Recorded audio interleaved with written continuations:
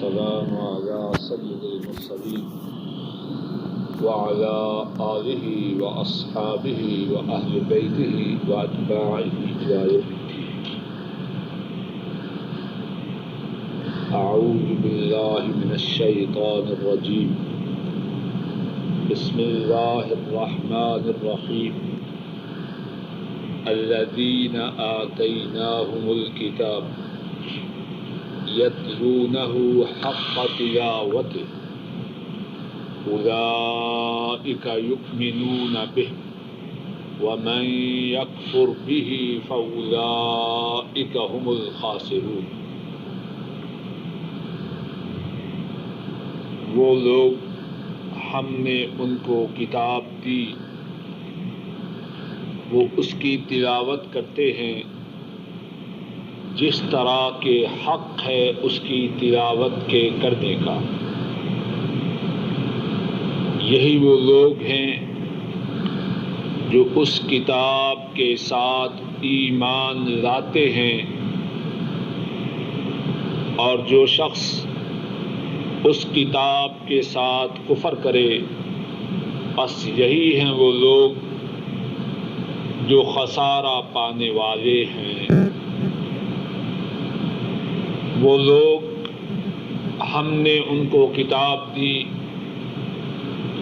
وہ اس کی تلاوت کرتے ہیں جس طرح کے اس کی تلاوت کرنے کا حق ہے. یہی وہ لوگ ہیں جو اس کے ساتھ ایمان لاتے ہیں، اور جو کوئی اس کتاب کے ساتھ کفر کرے بس یہی لوگ ہیں وہ خسارہ پانے والے. گزشتہ آیات کریمہ میں اہل کتاب کا ذکر ہو رہا تھا. اس آیت کریمہ میں جو ابھی تلاوت کی ہے اور جس کا ترجمہ ذکر کیا گیا ہے، اس میں اللہ ان میں سے جو اچھے لوگ تھے ان کا ذکر فرماتے ہوئے ارشاد فرماتے ہیں، وہ لوگ ہم نے ان کو کتاب دی، وہ اس کی تلاوت کرتے تھے جس طرح حق ہے اس کی تلاوت کرنے میں. اور یہی ہیں وہ لوگ جو اس کتاب کے ساتھ ایمان لاتے ہیں. تلاوت کا حق ادا کرنا، اس سے کیا مراد ہے؟ حضرت عبداللہ ابن مسعود رضی اللہ تعالی عنہ وہ بیان فرماتے ہیں، تلاوت کا حق ادا کرنا یہ ہے کہ اللہ کی کتاب جس چیز کو حلال قرار دے اس کو حلال سمجھا جائے، جس چیز کو اللہ کی کتاب حرام قرار دے اس کو حرام سمجھا جائے، اور کتاب کی اسی طرح قرأت کی جائے، کتاب کو اسی طرح پڑھا جائے جس طرح کہ اللہ نے نازل کی. کتاب کے حروف میں تبدیلی نہ کی جائے، اور آیات کی ایسی تعویل نہ کی جائے جو اللہ کے بیان کردہ حکم کے مخالف. عبداللہ ابن مسعود رضی اللہ تعالی عنہ فرماتے ہیں، کتاب کی تلاوت کا حق ادا کرنا، اس سے مراد یہ ہے کہ جس چیز کو کتاب نے حلال قرار دیا اس کو حلال سمجھا جائے، جس کو حرام قرار دیا اس کو حرام سمجھا جائے. اور یہ بات صرف یہود و نصارہ کے متعلق نہیں، مسلمانوں کے بھی متعلق ہے. قرآن کریم قرار دے کہ سود حرام ہے. اگر کوئی شخص قرآن کریم کے حرام کردہ سود کو جائز قرار دے اس نے قرآن کریم کی تلاوت کا حق ادا نہ کیا. قرآن کریم اللہ کے نبی کی اتباع کو فرض اور واجب قرار دے اور کوئی شخص اپنے لیے اتباع نبی کو فرض واجب اور ضروری نہ سمجھے اس نے قرآن کریم کی تلاوت کے حق کو ادا نہ کیا۔ قرآن کریم اللہ کے حقوق کی ادائیگی کو ضروری قرار دے، قرآن کریم انسانوں کے حقوق کی ادائیگی کو ضروری قرار دے، کوئی شخص اس کو نہ مانے اس نے قرآن کریم کی تلاوت کا حق ادا نہ کیا، خواہ وہ کتنا پڑھے۔ فرمایا پہلی بات، جس چیز کو کتاب حلال قرار دے اس کو حلال سمجھے، جس کو حرام قرار دے اس کو حرام سمجھے، اور اسی طرح کتاب کی تلاوت کرے جس طرح اللہ نے نازل کیا، اس کے حروف میں تبدیلی نہ کرے، اس کی ایسی تعویل نہ کرے، اس کا ایسا مفہوم و مقصود بیان نہ کرے جو اللہ کے بیان کردہ مقصود و مفہوم کے مخالف۔ اور مفسرین بیان کرتے ہیں کہ کتاب کی صحیح معنوں میں تلاوت، اس کا اسی قسم کا مفہوم حضرت عبداللہ ابن عباس رضی اللہ تعالی عنہما نے بھی بیان فرمایا اور فرمایا اولئک یؤمنون بہ، جو کتاب کی صحیح معنوں میں تلاوت کرنے والے ہیں یہی ہیں وہ لوگ جن کا کتاب پر ایمان ہے۔ جس طرح پہلے بھی عرض کیا اور ہمیشہ عرض کرتا ہوں، جو بات یہود و نصارہ کے لیے ہے وہ ان کے لیے بھی ہے جو اپنے آپ کو مسلمان کہتے ہیں۔ اگر کوئی یہ کہے کہ میرا قرآن کریم پر ایمان ہے اور تلاوت کے حق کو ادا نہ کرے، قرآن کریم کے حلال کردہ امور کو حلال نہ سمجھے، حرام کردہ اشیاء کو حرام نہ سمجھے، اس کا صحیح معنوں میں قرآن کریم پر ایمان ہے۔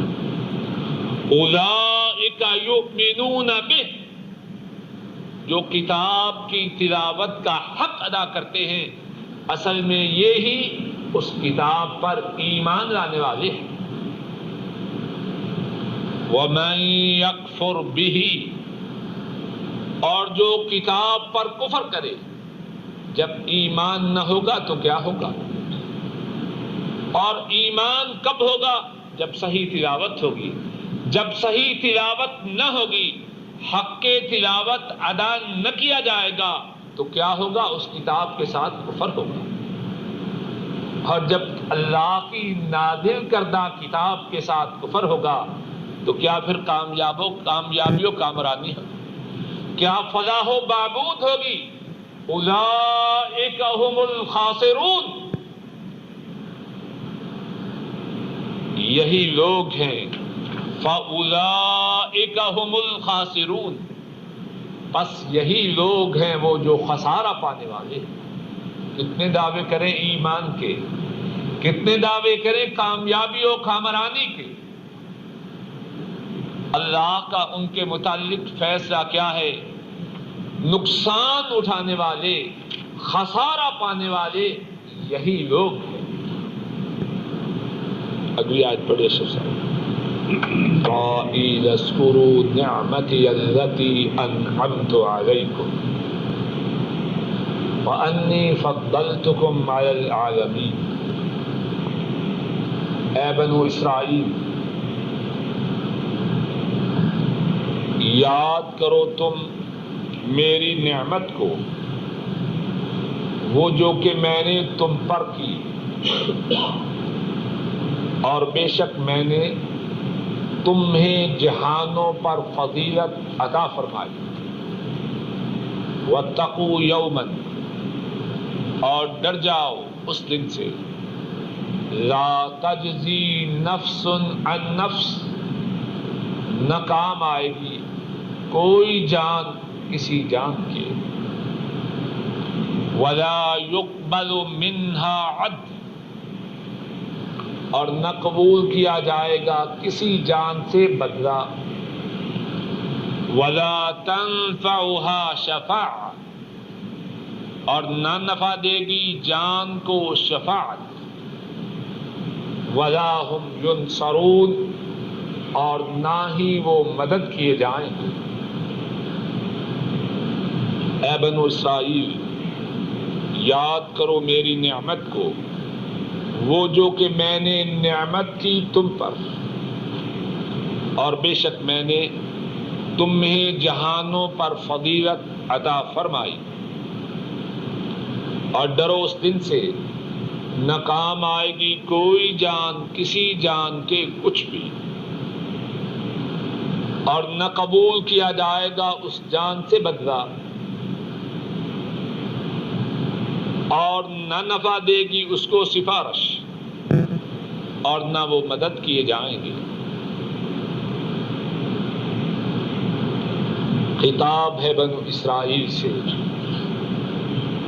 اے بنو اسرائیل، اللہ نے تم پر کتنی نوازشات کی، کتنی کرم نوازیاں کی، کتنے احسانات فرمائے، اب تمہیں کیا کرنا ہے؟ اللہ کی نعمتوں کو یاد کرو، اور یہ نعمت بھی تمہیں عطا کی کہ اپنے زمانے میں تمام جہان والوں پہ تمہیں فضیلت عطا فرمائے، اور اس دن سے ڈر جاؤ جس دن کے کوئی جان کسی جان کے کام نہ آئے گی۔ بڑے ہوشیار بنتے ہو، بڑے چاتر، بڑے چالاک، بڑے مکار بنتے ہو، لیکن اس دن کو نہ بھولو جبکہ کوئی جان کسی جان کے کچھ کام نہ آئے گی۔ تم کتنے دعوے کرو ہم اللہ کے پیارے ہیں، اللہ کے بیٹے ہیں، ہم کو اللہ عذاب نہ کریں گے، اگر کریں گے تو گنتی کے دن۔ یہ سب باتیں اس دن کچھ کام نہ آئیں، نہ تو کسی جان کے بدلہ میں کوئی جان کام آئے، ولا يقبل منها عدل، کوئی چاہے کہ کچھ دے کے چھوٹ جائے، اس دن قبول نہ ہوگا۔ پہلی بات تو یہ ہے کسی کے پاس کچھ نہ ہوگا۔ سب مرنے والے جب قبر میں جاتے ہیں خالی ہاتھ جاتے ہیں، پسمان گان تو جسم کے کپڑے بھی اتار لیتے، اور کیا ہوگا؟ اور اگر ہو بھی تب بھی قبول نہ کیا جائے۔ وَلَا تَنفَعُهَا شَفَاعَةٌ، اللہ کی اجازت کے بغیر کسی کی سفارش بھی کام نہ آ سکے گی۔ وَلَا هُمْ يُنصَرُونَ، اور یہ نہیں کہ اللہ کی مرضی کے خلاف آپس میں ایک گروپ بنا لے، اللہ کے خلاف بغاوت کر جائیں، یہ بھی نہ ہو سکے گا، ایک دوسرے کی کوئی مدد نہ کر سکے۔ اے بنو اسرائیل، جب ایسا دن آنے والا ہے، اپنی مکاریوں کو، اپنی دغابازیوں کو، اپنے مکر و فریب کو، اپنی چالاکیوں کو چھوڑ جاؤ اور اس دن سے ڈر جاؤ۔ وَإِذِ ابْتَلَىٰ إِبْرَاهِيمَ رَبُّهُ بِكَلِمَاتٍ وَإِذِ ابْتَلَىٰ إِبْرَاهِيمَ رَبُّهُ بِكَلِمَاتٍ فَأَتَمَّهُنَّ قَالَ إِنِّي جَاعِلُكَ لِلنَّاسِ إِمَامًا قَالَ وَمِن ذُرِّيَّتِي قَالَ لَا يَنَالُ عَهْدِ الظَّالِمِينَ۔ اور جب آزمایا ابراہیم کو اس کے رب چند باتوں کے ساتھ، ابراہیم نے ان باتوں کو پورا کیا۔ اللہ نے فرمایا میں تجھے لوگوں کا امام بنانے والا ہوں، ابراہیم علیہ السلام نے کہا اور میری اولاد میں سے فرمایا میرا عہد ظالموں کو نہ پہنچے گا. اور جب ابراہیم علیہ السلام کو اس کے رب نے چند باتوں سے آزمایا، پس ابراہیم نے ان باتوں کو پورا کیا. اللہ نے فرمایا بے شک میں تجھے لوگوں کا امام بنا رہا ہوں. ابراہیم علیہ السلام نے عرض کی اور میری اولاد سے اللہ نے فرمایا میرا عہد ظالموں کو نہ پہنچے گا. ابراہیم علیہ السلام کا ذکر ہوتا ہے. فرمایا کہ ابراہیم علیہ السلام کو ان کے رب نے چند کلمات کے ساتھ آزمایا. وہ کلمات کیا تھے؟ مفسرین نے اس بارے میں کتنی ہی باتیں درج کی. ان میں سے آزمائش کی جو باتیں تھیں، ایک بات یہ تھی ایک طرف ساری قوم ہے، اپنا باپ ہے، اور ایک طرف اللہ ہے. ابراہیم علیہ السلام نے اللہ کے ساتھ اللہ کا مطیع و فرمانبردار رہنا پسند کیا، ساری قوم کو چھوڑا. ابراہیم علیہ السلام نے آگ میں جانا گوارا کیا، اسلام سے پھرنا گوارا نہ کیا. اپنے وطن کو، اپنے گھر کو، اپنی قوم کو چھوڑنا گوارا کیا، اسلام سے ہلنا برداشت نہ کیا. ابراہیم علیہ السلام نے اللہ کے حکم کی تعمیل میں اپنے رخت جگر کی گردن پہ چھری رکھنے کے لیے آمادگی کا اظہار کیا، بلکہ نہ صرف آمادگی کا اظہار کیا بلکہ اللہ کے اس حکم کی تعمیل کے لیے تیار ہوا. وَإِذِ ابْتَلَىٰ إِبْرَاهِيمَ رَبُّهُ بِكَلِمَاتٍ فَأَتَمَّهُنَّ، اور جب ابراہیم علیہ السلام کو ان کے رب نے چند باتوں سے آزمایا، بس ابراہیم نے ان باتوں کو پورا کیا. آزمائش میں کامیاب و کامران ہوئے. اللہ کی طرف سے انعام و اکرام ہوا. اے ابراہیم میں تجھے لوگوں کا امام بنا رہا ہوں.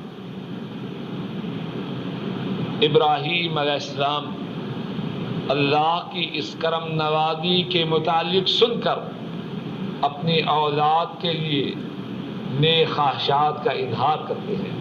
وَمِن ذُرِّيَّتِي، اور میری اولاد سے. فرمایا قَالَ لَا يَنَالُ عَهْدِ الظَّالِمِينَ، میرا عہد ظالموں کو نہ پہنچے گا. اس آیت کریمہ میں کتنی ہی باتیں. ایک بات تو یہ ہے اللہ والوں پر آزمائش آیا کرتی. ابراہیم علیہ السلام خلیل اللہ ہیں، اللہ کے دوست ہیں، لیکن آزمائش آتی ہے.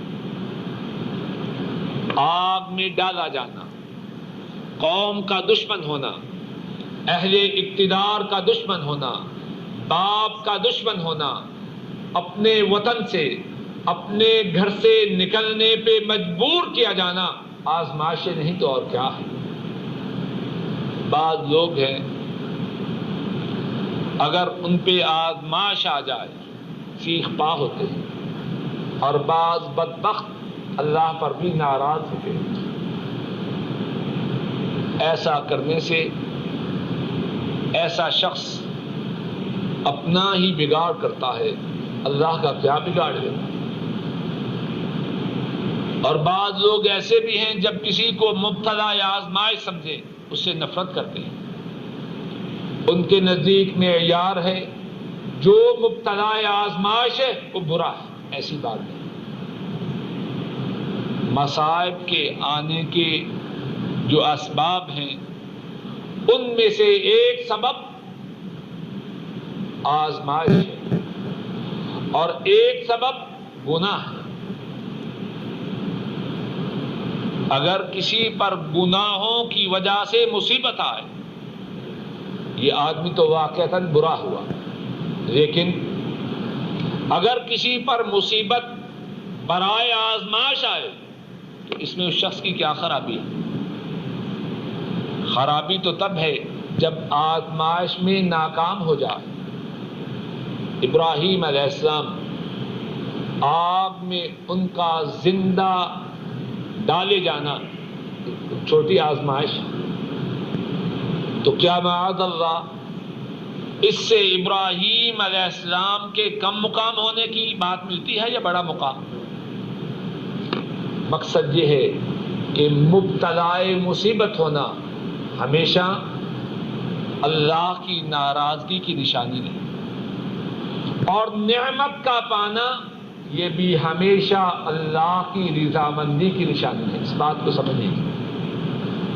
بعض لوگ پیسے مل رہے ہیں تو اپنے دل میں سوچتے ہیں کہ اللہ ہم پر بڑا راضی ہے اس لیے پیسے مل رہے ہیں. شیطانی پہلی تنخواہ ملی، شیطانی ساز و سامان آیا، کلر ٹی وی آئی. دوسری تنخواہ ملی، VCR آیا. اللہ کی نافرمانی کے سامان اکٹھے ہو رہے ہیں اور چٹھیاں لکھی جا رہی. اللہ کا بڑا فضل ہو رہا ہے. ہر روز پہلے دن سے زیادہ اللہ کا باغی ہے اور چٹھی جا رہی ہے جی اللہ کا بڑا فضل ہے. یہ اللہ کا فضل نہیں، یہ استدراج ہے. اللہ کے بہت بڑے عذاب کے آنے کے لیے تمہید ہے. نعمتوں کا ملنا جس طرح مصیبتوں کا آنا اس میں ابتلا بھی ہے اور گناہوں کی سزا بھی ہے. گناہوں کی سزا پانے والا اس میں تو مذمت کا پہلو ہے، لیکن جو مبتلا آزمائش ہے اس کی مذمت تو تب ہے جب ناکام ہو جائے. اگر آزمائش میں پورا اترے پہلے سے اونچا مقام.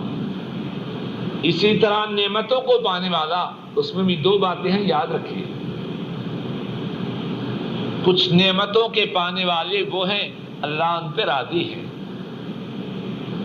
اللہ کا فرما بردار ہے، اللہ کا تابعدار ہے، اللہ کی راہ میں اپنے مال کو خرچ کرتا ہے، اپنے ماں باپ پر، اپنے اعزاء و اقارب پہ مال کو خرچ کرتا ہے، صلہ رحمی کرتا ہے. اللہ اس کی نیکیوں پہ خوش ہو کر اس کے لیے رزق کی راہیں کھول دیتے ہیں.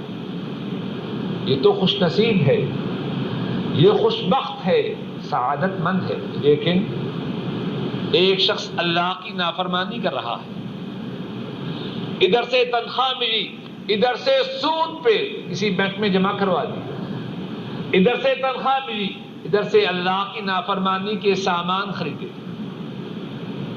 اسے جو اللہ کی نعمتیں مل رہی ہیں یہ خیر کی نشانی نہیں. سن لیجیے بات، اس کا نام ہے استدراج. نعمتیں بڑھ رہی ہیں تاکہ گناہ بڑا ہو جائے اور اللہ کا بہت بڑا عذاب اس پر نازل ہو.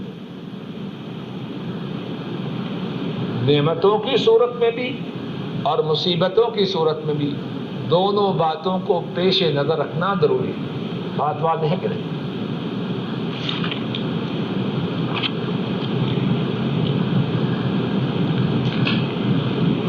تو اس آیت کریمہ میں جو باتیں ہیں ان میں سے ایک بات یہ ہے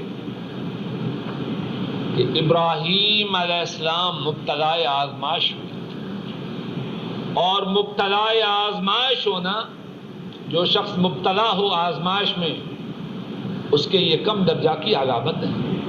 اس کا فیصلہ بعد میں ہوگا. کامیاب ہو تو بلند درجوں والا ہے، ناکام ہو تو خائب و خاسر ہے. دوسری بات، جو اس آیت کریمہ میں ہے کہ ابراہیم علیہ السلام ان کی استقامت، ان کا استقلال، ان کی ثابت قدمی کتنی زیادہ تھی. انہیں سرٹیفکیٹ مل رہا ہے کس کی طرف سے؟ فَأَتَمَّهُنْ، جن باتوں میں ان کی آزمائش ہوئی ان کو انہوں نے پورا کیا. ہم جھوٹی شہادتیں بنا کے لاتے ہیں، اتنے خوش ہوتے ہیں، اور یہ شہادت کس کی طرف سے ہے؟ اللہ کی طرف سے. وَمَنْ أَصْدَقُ مِنَ اللَّهِ قِيلًا، اور اللہ سے سچی بات کس کی ہے؟ قرآن کریم میں ایک دوسری جگہ فرمایا، سورہ النجم صفحہ 527،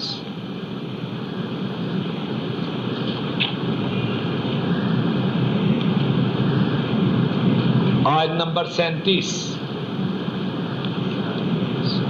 وَإِبْرَاهِيمَ الَّذِي وَفَّى، اللہ اکبر، اور ابراہیم وہ جو کہ اس نے پورا کیا. 527 صفحہ، وَإِبْرَاهِيمَ الَّذِي وَفَّى، اور وہ ابراہیم جس نے پورا کیا. کتنی بڑی شہادت ہے. ایک اور بات جو اس آیت کریمہ میں ہے، جو کوئی آزمائش و امتحان میں پورا اترے اللہ اسے سرفراز کرتے ہیں، اللہ اسے بلند و بالا فرماتے ہیں. ابراہیم علیہ السلام آزمائش میں پورے اترے. اب اللہ کی طرف سے کیا مل رہا ہے؟ قال انی جاعلک للناس اماما، اللہ نے فرمایا میں تجھے لوگوں کا امام بنا رہا. اس میں ایک بات تو یہی ہے جو ابھی عرض کی، آزمائش و ابتلا میں کامیابی کے بعد اللہ کی طرف سے سرفرازی اور سربلندی ملی. اور ایک اور بات کہ ابراہیم علیہ السلام کی شان کتنی بلند ہے. ان کا منصب کیا ہے؟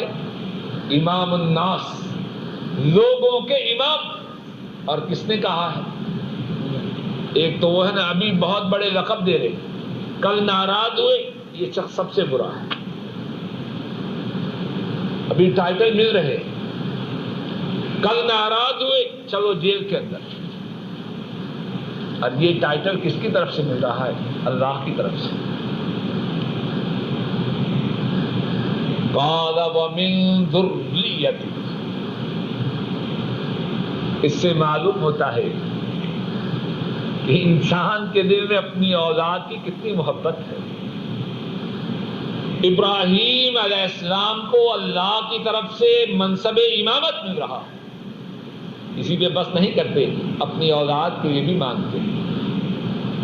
اولاد سے انسان کو کتنی محبت ہے. اور دوسرا سبق یہ بھی ہے کہ آدمی جو خیر اپنے لیے چاہے اپنی اولاد کے لیے بھی اس خیر کا اللہ سے سوال کرے. یہ نہ ہو خود تو درس میں آ جائے اور اولاد کو چھوڑ آئے کہ فلمیں دیکھتے رہے.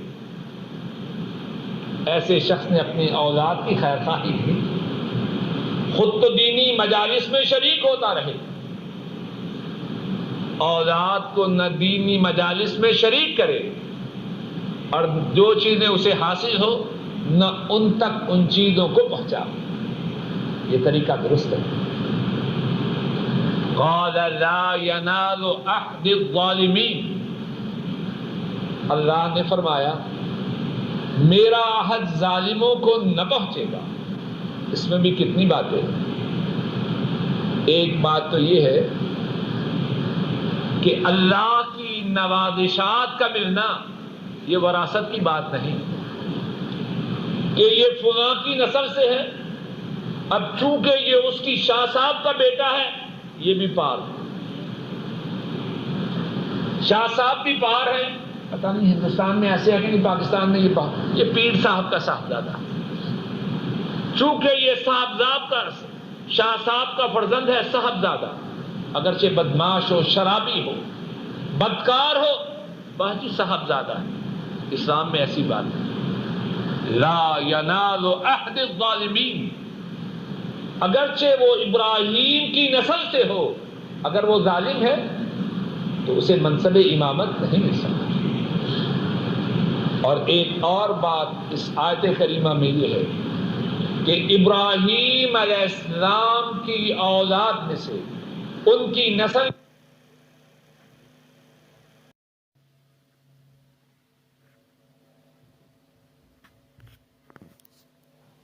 کی نسل میں سے جو ظالم نہ تھے، اللہ نے ان کے متعلق ابراہیم علیہ السلام کی دعا کو قبول کی۔ بات واضح ہے کیوں اشفاق صاحب؟ سورہ العنکبوت میں ہے، دیکھیے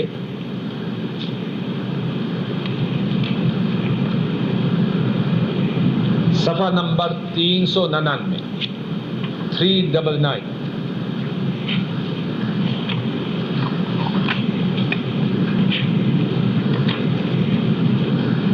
آیت نمبر 27 ملیے جگہ عبد الرحمان صاحب، صفحہ نمبر 399۔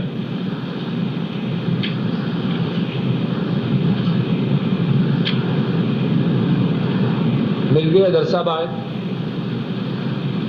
وَوَهَبْنَا لَهُ إِسْحَاقَ وَوَهَبْنَا لَهُ إِسْحَاقَ وَيَعْقُوبَ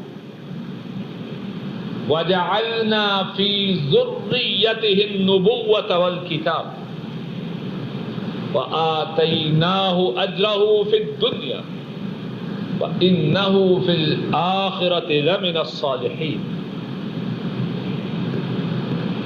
اور عطا کیا ہم نے اس کے لیے، کس کے لیے؟ ابراہیم علیہ السلام کے لیے، اسحاق اور یعقوب۔ وَجَعَلْنَا فِي ذُرِّيَّتِهِ النُّبُوَّةَ، اور ہم نے کیا اس کی نسل میں نبوت کو، نبوت ہی تو امامت ہے۔ ہم نے کیا بات عرض کی؟ قَالَ لَا يَنَالُ عَهْدِ الظَّالِمِينَ، منصب امامت تیری اولاد میں سے ظالموں کو نہ ملے گا، لیکن جو ظالم نہیں ان کو ملے گا کہ نہیں ملے گا۔ اور اس کی تائید اس آیت کریمہ سے، وَجَعَلْنَا لَهُ فِي ذُرِّيَّتِهِ النُّبُوَّةَ، وَجَعَلْنَا فِي ذُرِّيَّتِهِ النُّبُوَّةَ، اور دیا ہم نے ابراہیم علیہ السلام کی نسل میں نبوت، والکتاب، اور کتاب، وَآتَيْنَاهُ أَجْرَهُ فِي الدُّنْيَا، اور دیا ہم نے ابراہیم علیہ السلام کو اس کا اجر دنیا میں، وَإِنَّهُ فِي الْآخِرَةِ لَمِنَ الصَّالِحِينَ، اور بے شک وہ آخرت میں صالحین میں سے۔ اس آیت کریمہ میں اپنے سبق کی طرف آئیے۔ اس آیت کریمہ میں ایک اور بات انتہائی ضروری ہے، وہ یہ ہے، دیکھیے وَإِذِ ابْتَلَىٰ إِبْرَاهِيمَ رَبُّهُ، اور جب آزمایا ابراہیم کو اس کے رب۔ ابراہیم پر کیا ہے؟ زبر ہے یا پیش ہے؟ نصب ہے یا ضمہ ہے؟ نصب ہے، زبر ہے۔ ربہ اس پر کیا ہے؟ پیش ہے۔ پیش ہے یا ضمہ ہے؟ غور کیجیے، اگر ابراہیم پر ہم پیش پڑھیں، ضمہ پڑھیں، اور رب پہ زبر پڑھیں تو معنی میں کتنی تبدیلی ہوگی؟ اس صورت میں جو معنی بنتا ہے وہ بالکل غلط ہے۔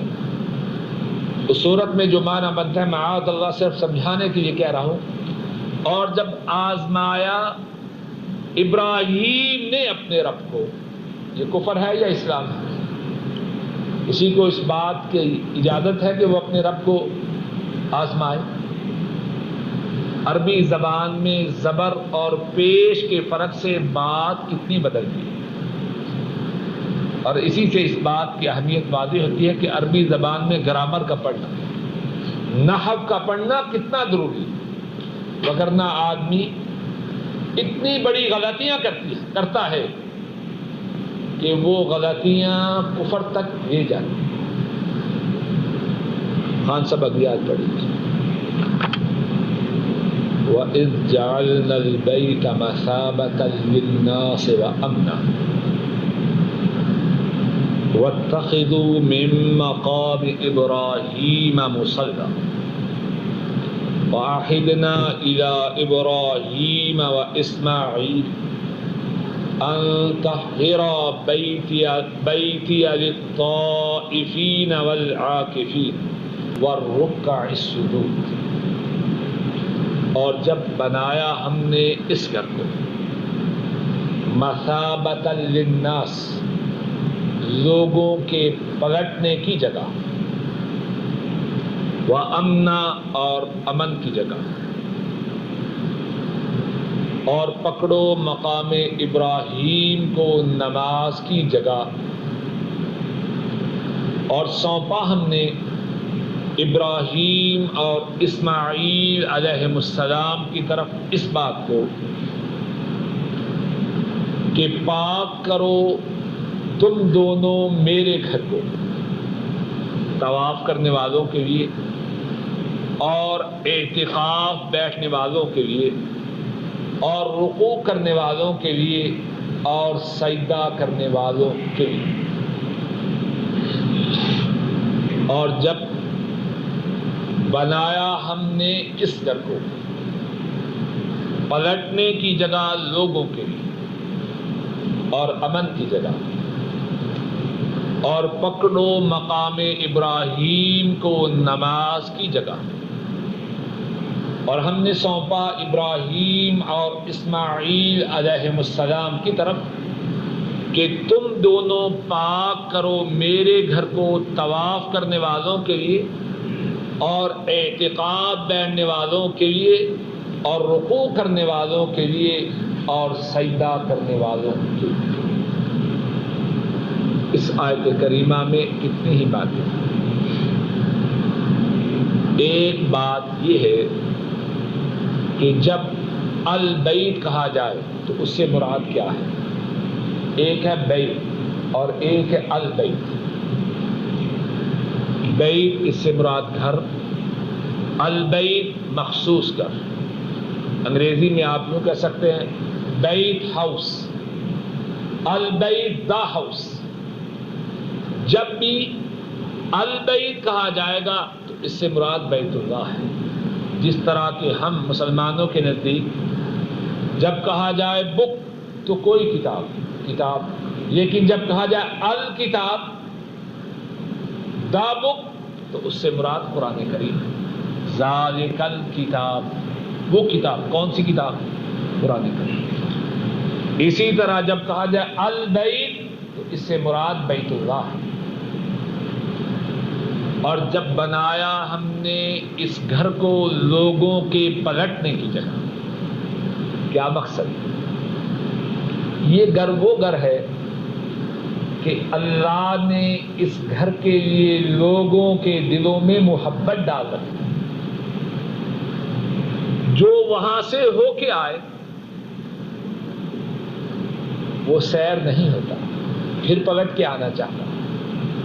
اور ذرا غور کیجیے، بچے بھی، جوان بھی، بوڑھے بھی، عورتیں بھی، مرد بھی، امراء بھی، فقراء بھی، حکام بھی، عوام بھی، ہر طبقے کے لوگ اس گھر کی طرف بار بار جانا چاہتے ہیں۔ مشرق سے بھی، مغرب سے بھی، شمال سے بھی، جنوب میں سے، جنوب کی طرف سے بھی، ہر اطراف سے لوگ اس گھر کی طرف بار بار چل کے آنا چاہتے ہیں۔ یہ ہے مثابۃ للناس، لوگوں کے پلٹ کے آنے کی جگہ۔ اور یہ دعا تھی ابراہیم علیہ السلام کی جب انہوں نے اس گھر کو بنایا تو انہوں نے اللہ سے دعا کی۔ سورہ ابراہیم نکالیے، صفحہ نمبر 260 260۔ آیت نمبر 37.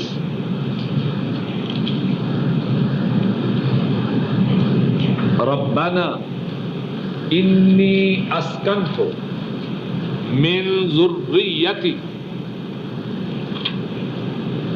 بواد غیر ذی زرع. عبد الرحمن صاحب ان کو بتائیے. ربنا انی اسکنت من ذریتی بواد غیر ذی زرع عند بیتک المحرم ربنا لیقیموا الصلاة فاجعل افئدة من الناس تهوی الیہم وارزقهم من الثمرات لعلهم یشکرون. اے ہمارے رب، میں نے اپنی اولاد کو ایسی وادی میں ٹھہرایا ہے غیر ذی زرع، جس میں کھیتی نہیں، عند بیتک المحرم، لیکن وہ وادی، وہ جگہ تیرے حرمت والے گھر کے پڑوس میں ہے. ربنا لیقیموا الصلاۃ، اے ہمارے رب، میں نے اپنی اولاد کو ایسی وادی میں کیوں ٹھہرایا ہے؟ کھیتی تو وہاں ہے نہیں، جس کے بغیر انسانوں کا زندہ رہنا آسان نہیں.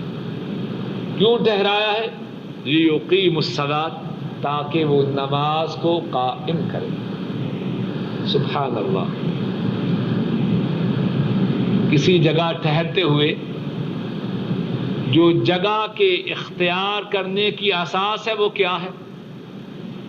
کہ اللہ کے گھر سے قریب ہوں تاکہ نماز کو قائم کر سکیں. اب آپ سے اللہ کس بات کا سوال کرتا ہوں؟ فَاجْعَلْ أَفْئِدَةً مِّنَ النَّاسِ تَهْوِي إِلَيْهِمْ، آپ کیجئے لوگوں کے دلوں کو کہ وہ ان کی طرف شوق رکھے. وَارْزُقْهُم مِّنَ الثَّمَرَاتِ، ان کو پھلوں کا رزق عطا فرما. لَعَلَّهُمْ يَشْكُرُونَ، تاکہ وہ شکر کریں.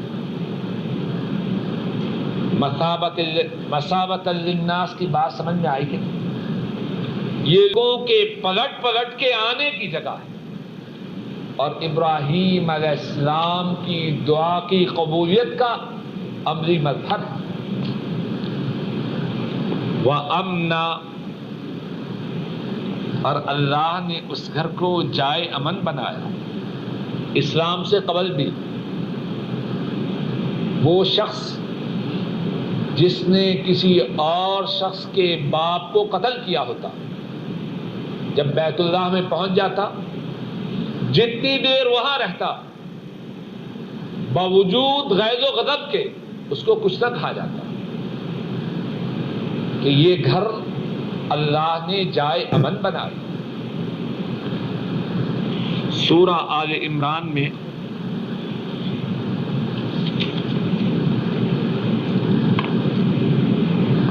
اسی بات کو اللہ نے اس انداز سے بیان فرمایا. صفحہ نمبر 62، آیت نمبر 96 اور 97.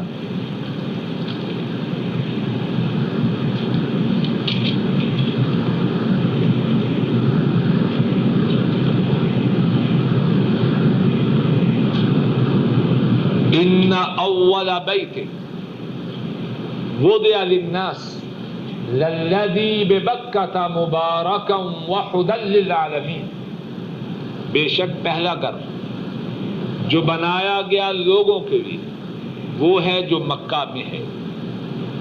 مبارکن، وہ گھر سراپائے برکت ہے. وہدی للعالمین، اور جہان والوں کے لیے مجسمہ ہدایت ہے.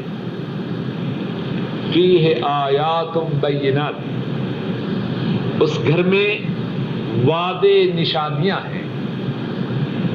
مقام ابراہیم، مقام ابراہیم ہے. ومن دخلہ کان آمنا، اور جو کوئی اس گھر میں داخل ہو جائے وہ امن میں آ گیا۔ تو یہاں فرمایا وَأَمْنَا، اور اس گھر کو بنایا امن والا۔ اپنے سبق کی طرف آئے، وَاتَّخِذُوا مِن مَّقَامِ إِبْرَاهِيمَ مُصَلًّى، اور پکڑو مقام ابراہیم کو نماز کی جگہ۔ 7 چکر لگانے کے بعد 2 رکعت کہاں ادا کرتے ہیں؟ مقام ابراہیم کے پیچھے۔